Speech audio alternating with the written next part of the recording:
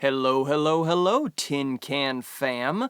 We, the Tin Can Brothers, are back with another round from our newest batch of can-to-can interviews. This week's guest is a friend who we've known about as long as we've known each other. Our friend, Devin Lytle.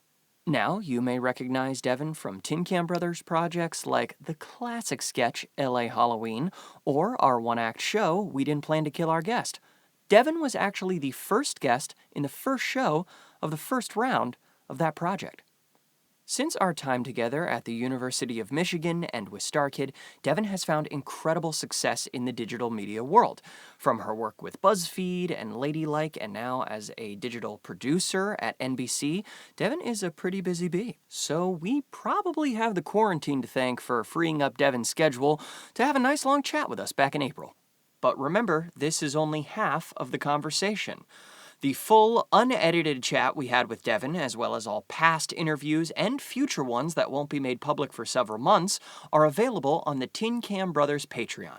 So, if you'd like to check it out and see what other fun perks we're offering to our Tin Can Liker, Tin Can Lover, and Tin Can Luster patrons, head to www.patreon.com/tincanbros. This is actually the first can-to-can interview we did over Zoom. Since the global pandemic, we decided to do these interviews remotely to adhere to social distancing guidelines and safety, and we've been doing them ever since. Aside from the occasional loss of Wi-Fi, which causes a robotic vocal tone, the quality is actually pretty great because everyone has their own mic. Again, this interview took place back in April, so we chatted with Devin about what it was like to start working from home, what kind of hobbies she's getting into, and what it's like to be a digital creator in this new, ever-changing landscape. So, enjoy.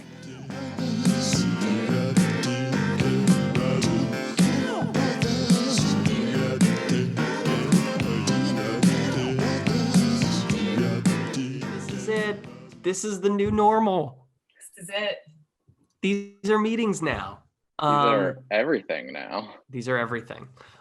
This is dinner parties. This is hanging out. This is watching TV with your friends. It's all on this.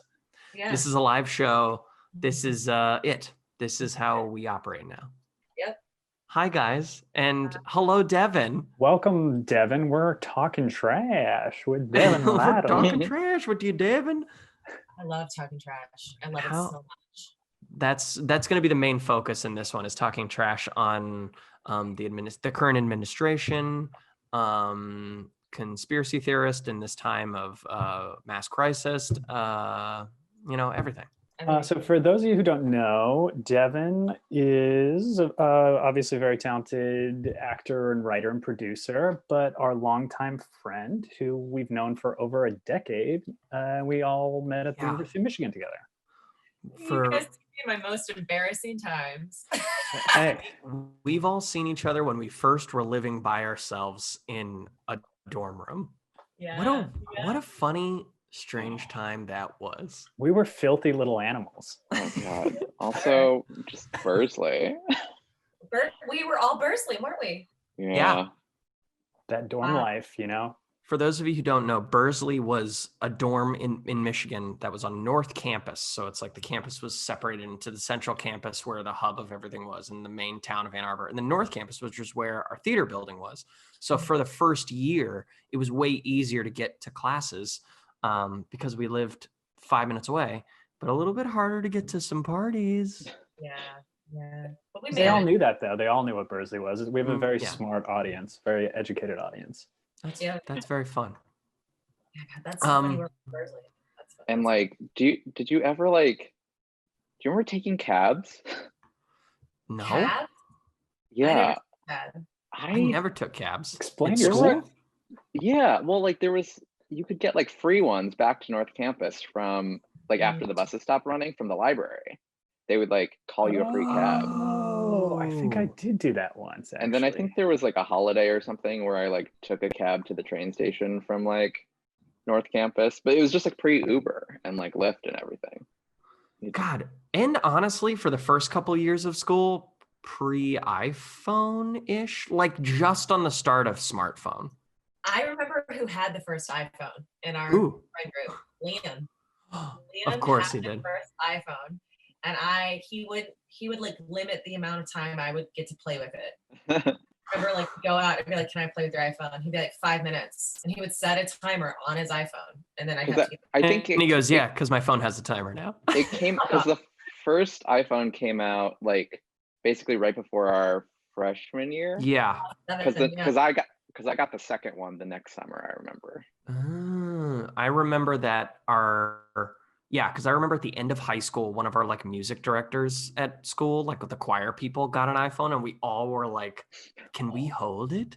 And it was like, it's a weird little computer. And now look at us, we're just zooming. I don't think I got an iPhone until the 4th model. It was a little behind the curve. I didn't get one until I moved to LA. That's so cool. You need those maps. That's so brave. That's very brave of you. There's like a whole movement now to kind of move back away from it, you know. In what there's way? certain features just like, just people like not wanting to be distracted by their phones all the time. But there's certain features that it's just like, if I could have a flip phone, but it still had like internet, I mean, I guess like all the distractions are there anyways. Yeah. I'm sorry, I'm distracted by this mustache. I can't. For those of you who are listening, Brian and Joey are sporting some crazy quarantine facial hair. Corey's keeping it down. He's keeping it simple. Keep it down. Yeah, I have not just felt a need. It's like last year sometime I thought it would be so fun to just try to grow a beard again, because the last time I did was Firebringer, the StarKid show, and I went, it'd be fun to just have a moment where I didn't need to shave for anything. So I hate to say it, but I think I wish this upon us all. Wow, that is really narcissistic of you. I know, right? That's so I think it was my fault, guys.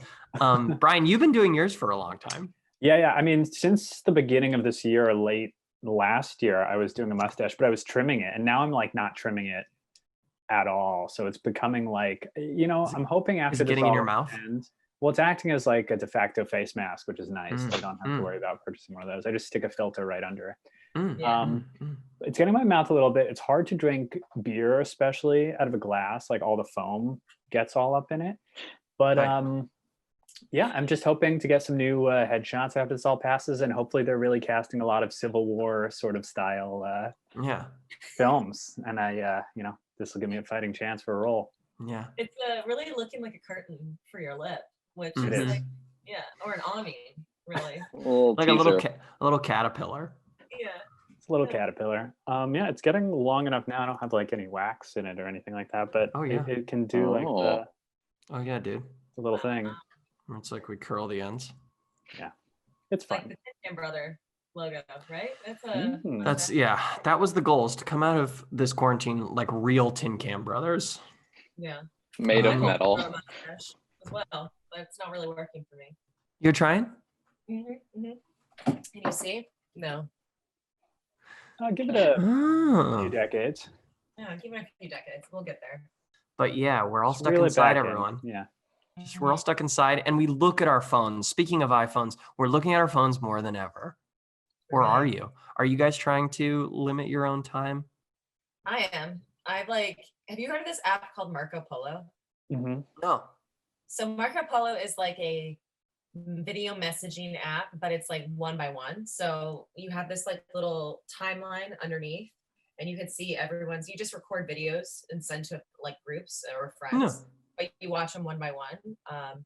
And Marco Polo, for the first week of shelter in place, took up a lot of my time. And then I started getting these massive headaches from screens. That's why I'm wearing these sexy glasses right now. Nice. So I'm definitely limiting screen time because the headaches, and like it's just you're staring at people's faces on a screen all day, every day. Do you feel like you spent because you being someone who works has worked in digital for a lot for the last few years, like, do you feel like you are spending more time now? I mean, I guess we all are, just because the only way to communicate with most people is by talking to them. On screens, and then like Slack. It's all Zoom and Slack. Zoom and Slack. Yeah, you simultaneously want that connection, but also like the only way to connect really is through a screen. So it fulfills something, but it also, it's got some ramifications, i.e. headaches. What is the feeling that you guys get after you log off a long Zoom call? Are you exhausted? Relief. Relief? See? Yeah, it's like I've really enjoyed, because we've talked to more people than we ever do on like video chat, and like friends we only see a couple times a year. We're video chatting with them more than now that we are ever. And it's great, but it does like, it's odd how I'm finding that I do kind of like want to shell up in my own alone time. I just ended up gravitating more, just like doing like phone calls as opposed to video. Yeah. That is a little like, feels a little more normal to me at least, and isn't quite as draining. But I mean, I live alone now, and the other day I had like one call planned, but ended up having like a bunch throughout the day. And at the end of the day, it's like, I've talked too much today. Yeah. Yeah. I wonder if it has anything to do, this is me about to muse on something that I don't understand, but if it has to do with like just like the refresh rate of computers, like once technology gets good enough where it like is as clear as like human vision, maybe like we won't have that anymore. Maybe it'll feel more like actually communicating with someone. I don't know. It feels still kind of like performative. Yeah. Just because you have to sit and like, you know, those commercials, there was some device. It was either a Google or Samsung device. Facebook portal. Yeah, where you set it up and people would like, the commercials were people cooking dinner, like reading bedtime stories to their grandchildren and like just walking around being like, yeah. And I was like, I definitely feel like through at least Zoom and FaceTime, we are still not there because it feels like you have to manhandle this thing. I don't Have know. you tried all the video messaging apps yet? Because there's Blue Jeans, there's WebEx, there's Zoom. What's Blue Jeans? I haven't even heard of any of these. Oh, I have to know them for my work. They all suck. Zoom is the most reliable one, I feel like. Blue But Jeans also- is another like corporate one, right? WebEx is one. Zoom, Blue Jeans is a corporate one. Google Hangouts is one. The old standby. Google Hangouts I've done with some high school friends. It's like, The I old think standby. Google is very glitchy. I haven't used it in a long time, and I was like, I thought this used to be better. Yeah, I know. I saw a tweet from someone, and I don't know if there's any science behind it. So I'll preface that, but someone's saying that like when we do these like video calls, that like it's sort of like tricking your brain into like thinking that there's that like human connection, but there isn't. But it also knows that there isn't actually. So it's like there can be some like cognitive dissonance, yeah, where you're sort of like dissociating because of like you're trying to like make it work and you're getting some of the feedback that like you would get, but it's also not real. And so that might contribute to like the exhaustion also. You're not getting any of those like real life social cues or waves and energies that's moving back and forth. Or those respiratory droplets just like in your face. Yeah, I miss that. So the question is, will people come out of this far more like socially stunted? There's going to be some sort of period in which everyone's going, hi, friends? Like they forget. I feel that way after I edit a long video. And like if I'm editing all day and then I turn away from my computer and people are talking to me, I'm like trying to edit in my brain what they're saying. Do you do that? I 100% relate to that. The hardest thing is editing all day for me, and then like getting in my car and being like, oh no, this is real life now. This is not like a timeline. Yeah, you just go cut to the light being green. Yeah. Exactly. Yeah, exactly. I don't know. I love hearing all these like theories about like what life is going to be like after this. Yeah. Well, it's kind of the same thing with flying after 9/11. Oh my God, I forgot about that. Where it's like, you forgot about 9/11? Yikes. Never forget. Got her ass. The whole thing was never forget, Devin. Yeah. Damn it. But yeah, I mean, I've been, you know, it's like we're all as like performers and people who do in the event space too. It's like thinking about when's the next time we can all go see a show? When's the next time we could be on a set with more than like 10 people. When's the next time I'll use AMC Stubbs list, if ever? Probably AMC never. went bankrupt. I know, it makes me sad. Well, the good They thing were about they were already like rough before this, but yeah. the blessed thing about living in LA is there will always be like movie theaters here just because it's a movie town. But yeah, it's interesting the rest of the country.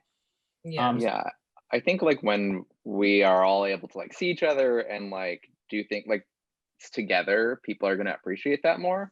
But yeah, I like wonder about some things, or like are some things just going to go away by when that comes back? Like When what? everyone, movie theaters is like a real thing in terms of, part of that is like if the like physical institutions don't exist, and during all this people's behaviors and habits change to like purchasing and watching at home, like that's the biggest thing. Such a like people's sort of hardwired habits are going to change. I So guess it don't know depends that's how gonna affect. long we're in this Yeah. for, you know? Like, Yeah. That Dating said, is- people's dating. My girlfriend just reached out to me this morning and she was like, I went on a date, a 4-hour FaceTime date with somebody that you know. Is he a cool guy? I was like, well, at this point, sorry guys. At this point, you know I'm better than I do. Jesus, like yeah, I've never talked to him for a collective 4 hours. that's insane. That's insane to me. Oh wow, it's like That's such it's an literally interesting like thing. everyone's living Love is Blind, because then they're gonna be like, we can see each other now and get out of our pods. that said, there are some things that I do not mind. There are other like where Like I what? go, yeah. Like I had some internet troubles and I had to like pick up some new stuff. So I like did a curbside pickup at Best Buy. Didn't even have to go in. And I go, I don't want to ever go into a Best Buy again. Yeah. Like, let's keep that. Yeah. I don't miss the social pressure to have to go somewhere. Oh yeah, dude. Oh, big time. It's like, oh yeah. It's nice. I like being in my home. Yeah, I feel like this is such a transient city too, where like people don't like nest, and now everyone's being like forced to nest in a way, and just being like, oh, this is like a space I spend a lot of time in. It's not just some place that I like sleep in. Oh, y'all, I love to feather my nest. That's like my number one favorite hobby. Actually, last weekend, my boyfriend and I had, you see that table behind us? Yeah. So he's a dungeon master for Dungeons and Dragons. Fun. We upcycled this table. You can't see it because you're on my monitor, my computer monitor, but there's a TV in there. What? So he has a gaming table now. So when he leads campaigns, that's all just feather in the nest, baby. You know, Wait. Wait. In it. Does the TV, is it like look up or does it pop out? Like what's the function of it? We basically we're doing this project where we're upcycling a lot of stuff. We're doing a home makeover, but only upcycling materials. And we had actually the TV that you sold me. Really? Yeah, that like I got from y'all for $100 because you guys, I can't remember if it was Brian or Joey. I think it was Joey. Was this the one where with the Xbox thing? Yes. Yeah. Okay. For anyone who doesn't know, this happened. Our friend once invited me to a Microsoft party launch thing for Xbox. I was gifted an Xbox at the end of it, and I went, I don't need an Xbox. So Brian and I took it back to Best Buy, and we returned it for Best Buy for store credit, and then we bought a TV with it. It was pretty tight. Yeah. So, and then I was just told it was fraud, but you know, it's a fraud. Didn't we like buy it specifically to like rewatch The Lord of the Rings on Blu-ray too? We're like, we got a new TV and we're gonna get these Blu-rays. We're gonna get the Blu-rays as well, and we're gonna just dig right in. But yeah, and then so it's that TV. That TV, and then because we did that TV, this table and that TV was in my kitchen. And we were gonna just take the middle table leaf out and rebuild a new table leaf with like a felt board or something like game boards or something. Sure. And then it didn't really work out, and we were like, "What if we just see if this would fit?" And it fits perfectly. So yeah, and we just made like smoothed it out and made like little adjacent table leaves. So Yeah. like if we have it, like it's in there right now. So does it lay flat? Like, and so if you're eating, you can just like play something and just look. I have not heard of this concept of upcycling. Oh, really? No. It's This like sounds fun. recycling and upgrading. So you take something and you make it into either a new something, or you upgrade it into so that it is what it is originally, but more effective, and you don't spend money. Yeah. That's amazing. Yeah. So that's what we've been doing. Are there any other fun That's cool. projects that you've done that to around the house? That Yeah, I mean, we upcycled our entire kitchen. Oh, here, I'll just go in. I don't know if you guys can hear me if I do this, but okay. these chairs, Yeah. Okay. Yeah, those are chairs. these are chairs. This is an old curtain. Oh, We reupholstered these with an old curtain. Nice. that is so cool. We're feathering the nest. You're feathering the nest. You're making it So nice and crafty. comfy. Oh, I love it. Ooh, I love that part of this quarantine, you guys. Yeah, we deep cleaned our apartment the first like 4 days. We like deep cleaned where like our little case that holds our TV and everything. I like went in with a magic eraser and like scrubbed the whole thing down. And at the end of it, I went, oh my God, this thing is shiny. This thing reflects the DVDs and doesn't just suck up all the the reflection. Yeah. I find cleaning to be very zen, especially like without a lot of avenues to work out. I like took a mop the other night and just like so aggressively cleaned my floor. Mhm. It felt so good. Yeah. Yeah. I got a like bike, like an indoor bike. A Peloton? Off Amazon? Or No. It was off like Craigslist, so it was like a used one, and it wasn't in like the best condition. So I've been like giving it a little TLC, and that's been super fun. Nice. To like, That's cool. I was looking to rent one, but every spot in LA is out, and then to buy one, it's like at least $500 for something decent, and you're like, ooh. Yeah, I know. It's a thing. It's a thing. I do enjoy how everyone's turning into their parents right now. Like getting excited about new kitchen towels. Yeah, and our parents are turning into us, where we have to convince them to That like this do is things. real and it's inside. Did you have issues with that with your parents? Not really. Like, not really. They're taking it seriously. I think the biggest thing is because I live so close-ish. They want us to visit because they're like, just come down, and I'm like, I know, because it's like the thing where, aside from the global pandemic, I don't have any excuse to not like go and hang out with them. There's nothing going on. Right. The problem is, just wanting to stick to the guidelines and try and respect that process. It's more for their health, probably, right? Just in Yeah, case. that too. So they're doing okay. They're doing like happy hours with their neighbors over the fence, like, and hanging out in their backyards and like hanging out with their neighbors. I'm like, that's fun. That's good. I love that. How's everyone's alcohol consumption been over Honestly, yeah, not Corey, bad. really?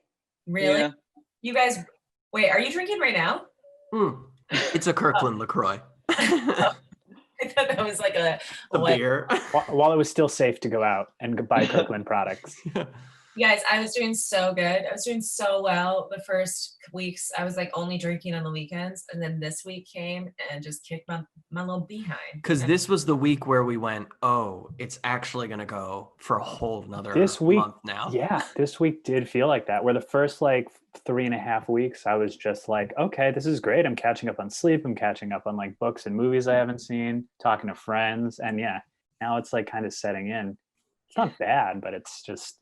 It's an adjustment. You Yeah. have to like figure out, like, we forget how our lives are so malleable outside of this. How like 1 week we're doing this, 1 week this happens, 1 week this, and you go, oh no, we have to figure out how to fully settle into this thing. Well, it's like existential too, because like simultaneously, it's kind of it's like the future was never certain. You know what I mean? Like the idea that like we've always just had to live in the moment, and we've assumed what tomorrow would be the same just because of like patterns. And now that it's been disrupted, it kind of just like throws that all into a really harsh light, where you're just like, I literally have to take my life moment by moment. Yeah. There's like no other way to live. It's Wild. killer for a Capricorn like me. I love to plan. Mm.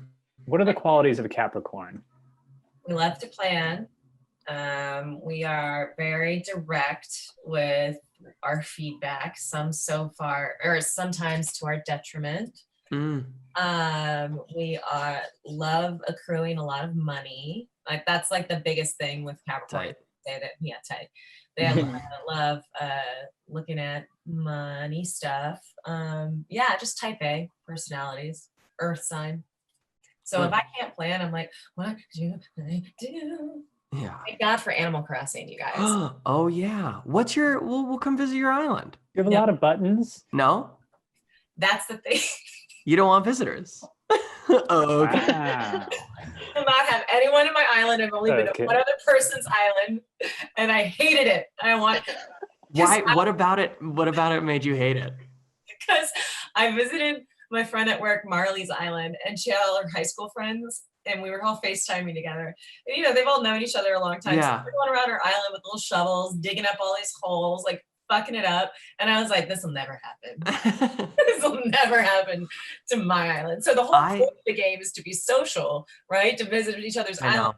And I'm like 6 steps behind because I refuse to have anyone come to my island. Yeah, I've only visited one island, and it was like I kind of came to the game a little late and missed like the whole launch of it and the first couple weeks of it.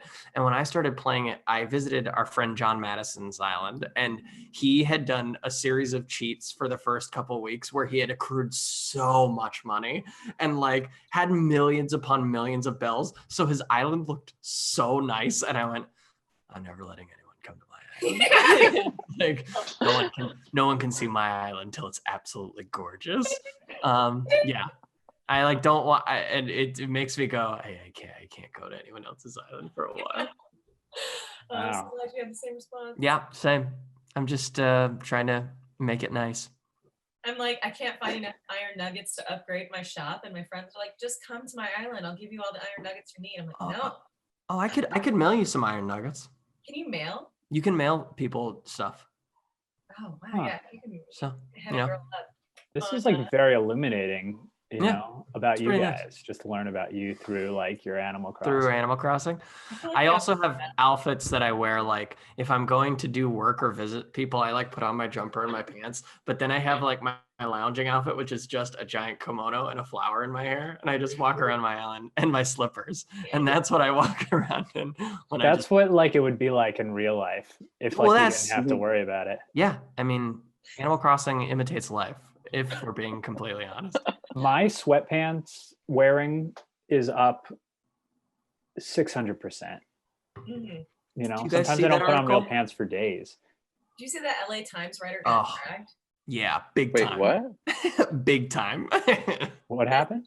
This LA Times writer wrote this very incendiary article about how like take your sweatpants off and put on real people clothes that people are paying you to work from home from in. It was just like very much like, you fucking kids need to put on your khakis and your loafers and go to work like a real American. Stop trying to control me, dude. People were totally dragging him because then they were finding his like LA Times article picture, and he has like this bizarre striped shirt and this huge like sun hat. Everyone's like, he looks Zach Borenstein had a tweet where he's like, this guy looks like he's telling everyone to be adults, but he looks like he runs a candy store. It's like I was like bold of you to assume that I'm wearing pants. Yeah. Like, seriously. It really felt like, what are you trying to do here? Like, let people have this thing if they can have this in this insane time. It's the great equalizer, you know? Yeah. We're all at home. We're all not wearing pants. Except for the people who can't be at home. Oh yeah. And they're wearing scrubs. Scrubs and masks. Yeah. Did you see that Ricky for Anna Ortiz, they're making face masks? Like that they shield the shields, like the plastic shields. Oh, really? Yeah, that like I think someone like a company that makes them like orders supply like I think hats or something for their workers, and they're like trying to make as many as they can, And so Anna Ortiz like took like the kits and like started assembling, and they bought them to like donate too. And so That's they great. like donated 25,000. That's That's amazing. great.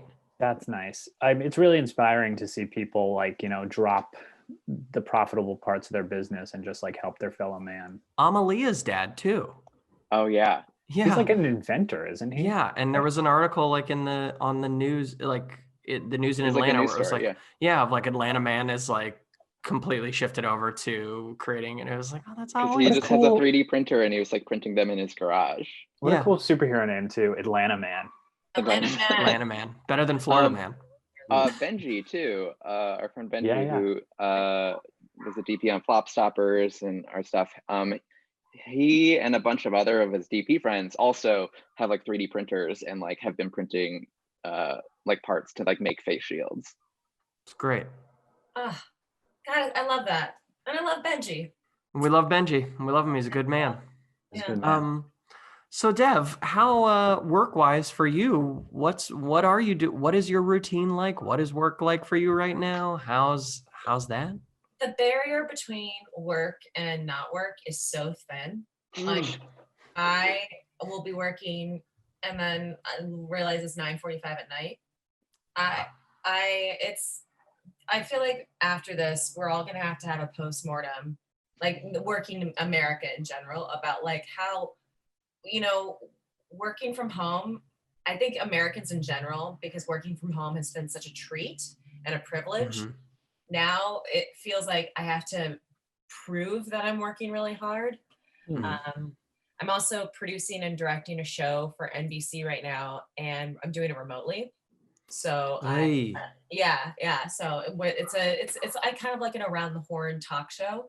That's going to be on Snapchat. Fun. Hot takes. Are you in pre-pro for it, or are you guys like filming stuff at people's homes and that sort of thing? It is we set up camera packages and sent them out to the people. Wow. Like within the first couple days of this quarantine.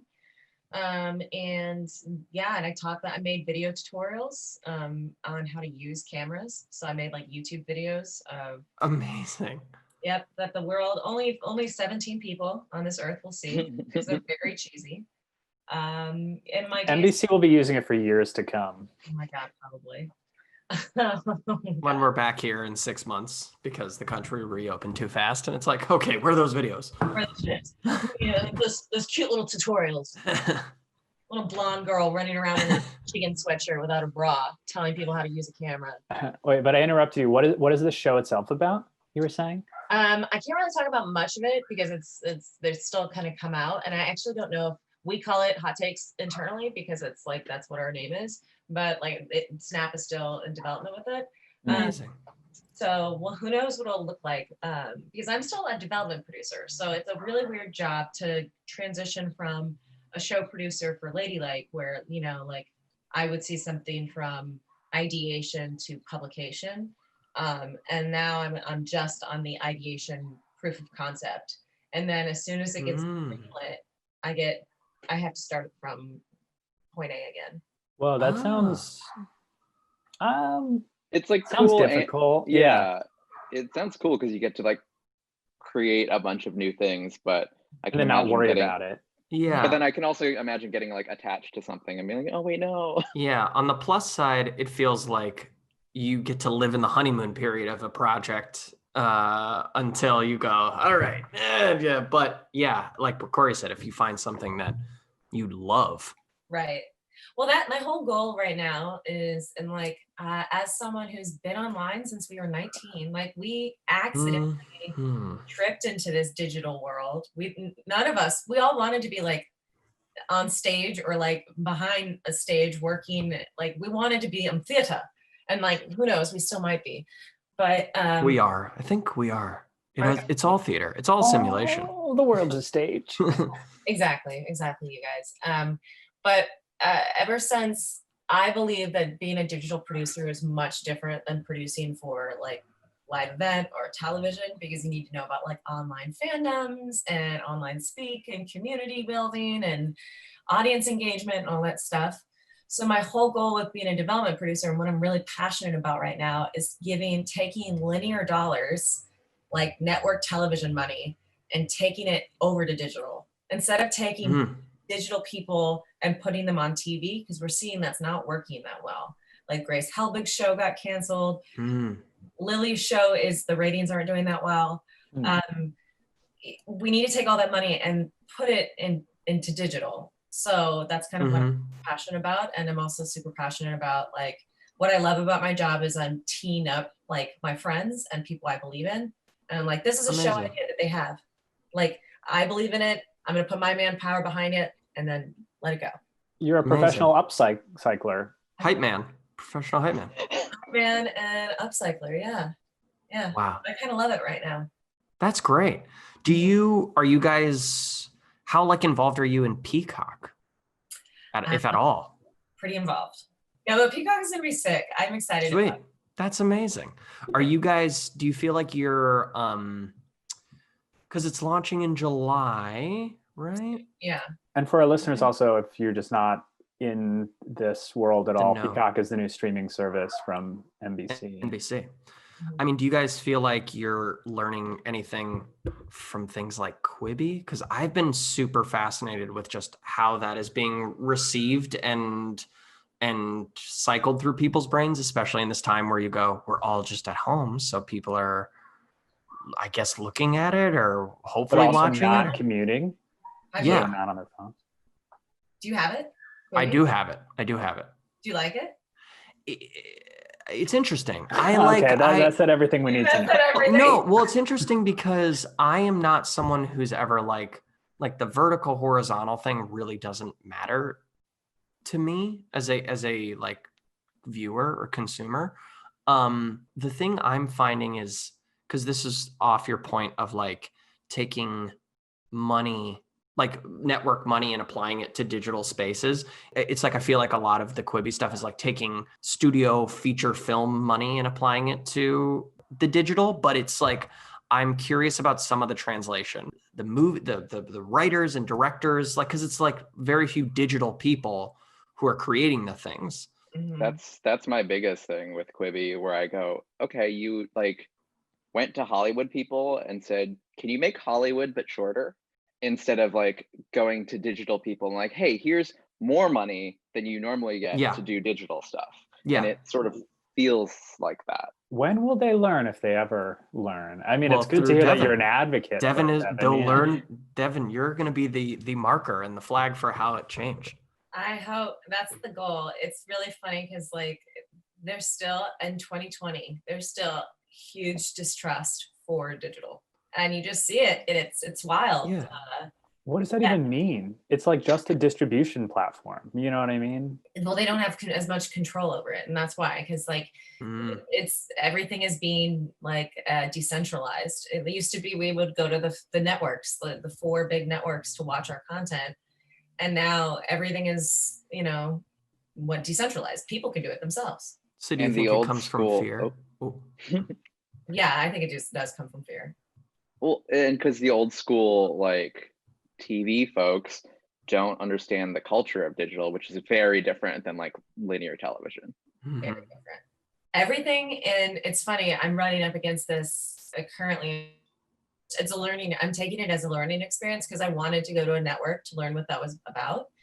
And everything in linear it's funneled through one person, and you can have a lot of people involved, but then one person says yay or nay. Or like one person gives notes or whatever. Whereas digital, most things have a million eyeballs on it before it even gets released, right? Like you test things by shooting it and putting it online. And I think that's what's scary. Yeah. Yeah, it's funny now because everyone's a YouTuber right now. Like literally everyone, because everyone's at home. Everyone's at home, and you go, wow, everyone's doing this, huh? Yeah, I'm excited about it. I want more people to do that. But the counter argument is almost that like you put it up online, sure, maybe before it's like in linear, like traditional terms, like ready to be seen by the public, but also like there's so much stuff now, and you make so much faster in digital that it's like it's probably not gonna like hang around. You know what I mean? Like, I feel like everything can be found online, but also like people's mistakes can be buried a lot easier because there's so much content. Mhm. Yeah. Don't let perfect be the enemy of good. You know? Yeah. Whoa. Did they talk about We're gonna make that a t-shirt. Tin Can Brothers. Oh, can we license that for a t-shirt? I wonder if they're going to learn some lessons from CISO also, because wasn't that just sort of like their first failed attempt? Yeah. That was how long ago? CISO was, yeah, what a weird time. we can't get a grasp on anything. We thought 2020 was going to be a year that we did a bunch of things that we're not doing anymore. My favorite tweet I've seen about it was January 2020. This is going to be my year. March 2020. Wipes ass with coffee filter. Yeah. But yeah. What a valuable lesson, though, you know? I know. In terms of man plans, coronavirus laughs. Yeah. Devin, besides your NBC stuff, though, you've been making videos on your own channel. I have been. Yes. Oh. And you just passed 100 or a lot of 100. subscribers, right? Yeah, a lot, Brian. whatever. 100, a lot. I didn't want to put any fake news out there. Fake news. No. Yeah, it's well, the thing is, in order to stay a digital strategist, you need to stay active in the space. So I created my own channel, and after being at Buzzfeed for almost 5 years, where you're expected to step out of your comfort zone a lot of times for videos and to try new things. After doing that for 5 years, it becomes almost innate. So I was just like, I'm gonna try shit anyway, so I might as well make a video about it. Congratulations. I mean, yeah, you're killing it, dude. Y'all are too. Thank you. This is great. 2020 is going to be our year. 2020 is going to be our year, and in 2 months, I'm using this as like my glasses. The only other thing that I was like, did we want to touch on, which feels like literally lifetimes ago, Kill Our Guest. Oh yeah, was so fun. The last time we talked, Kill Our Guest. You killed him. Devin, you were that was that was the last time we were able to do something. Yeah. That was the last time it went full, because I mean, I don't know if you know, we were in the middle of doing our second round of it when this started. No way. Literally, our tech week was the week where like that Thursday at midnight was like the shelter at home. The week prior was when the NBA got canceled and all those, right. like a bunch of big things started, like I think South by Southwest too. So we were like, oh, we should probably not do the show next week. So that the week before we canceled the show, but we were like, oh, we'll just still go to the theater and film all the digital tickets while we can, because it's only a small group. And then Thursday night before we were like, we got to go home. We can't be here now anymore. So we got Joe Walters in the can, and then we had to put it on hold. Yeah. Joe came to come rehearse his, like, remember how we had that one like afternoon day of rehearsal, and then we're like, and then we're doing the show. Joe came to rehearse his, and then we went, we just got to film this now. So do you want to just do this now? And he was like, okay. And so, yeah. That's such StarKid style, I feel like. Twice. Just do it. Of all people who feel equipped to do that, that was the group to do it. Yeah. Also, it's not healthy. It's not healthy. It's not good for you. It's not good for us. So yeah. So this is kind of like a makeup for this is like our real chat with you, because we didn't really get to do it the last time. Because that was a spoiler fake alert. conversation. It was scripted. It was mostly scripted. Well, we were in our old I don't know. I just feel like we're raised in that StarKid thing where it's like, okay, no, yeah, we'll talk, but first let's your lines, like here, let's hop on in there, Yeah, jump in there, dive in. Yeah, which it was a wild I time. Appreciate. I love that kind of stuff. That's great. But I'm sorry your show got fucked up. It's the thing where you go, it's happening to everyone, so it's not like oh, woe is us. It's like everything's canceled, so, and people like a bummer, but we'll be fine at the end of the day. Yeah, we are still very fortunate in a lot of ways, you know. No, totally. Even Yeah. My last day on Thursday, it's actually my latest video I posted on my channel, because I was doing a challenge where I went vegan that week. Ooh. Yeah, and it was interesting because Thursday was the day that Shelter in Place happened. And have you seen season 1 of Handmaid's Tale? Yeah. You know that episode where they detail like when they asked women to leave the workplace? Mhm. That's what it was like, because we were all working, and then at 2:00 rolled around, we got this like mass email saying that everyone needed to go home, and everyone was like, we're in the middle of a work day, like we're in production, we've got shows going on, whatever. And so then we were like, okay, and we scrambled to get everything done. And then at some point, people kept coming up to us, like security was like, you guys have to go, like you can't really be in this building anymore. It was That wild. is so spooky. It was very spooky. And then I got called, I was about to go home, and then I got called back into the office, and I had to get a security guard to walk me back up into the office to go like handle something. It was really wild and like scary a little bit. Yeah. At least I was like, is scary, but at least they were like taking it seriously. Yeah. Because our CEO had it. Wow. You heard it here first, folks. Yeah. You heard it here. It's not public anywhere else. Oh yeah, you're right. It's not public. Come here for your news. Yeah. The real news. The real come here news. for all your science news and anything important. This will be posted months later. Yeah, but he had it, and so I think that's one of the reasons why NBC took it really seriously. Man. Yeah. The world is going to be different. Yeah. The world is going to be different. And anyone who comes out after this just being like, you guys got gaslit, it wasn't as bad as people said it was, they're fucking idiots, and they should not have a platform. I don't understand all the folks who are protesting in Michigan and like Huntington Beach right now. It's happening in Huntington Beach? Mm-hmm.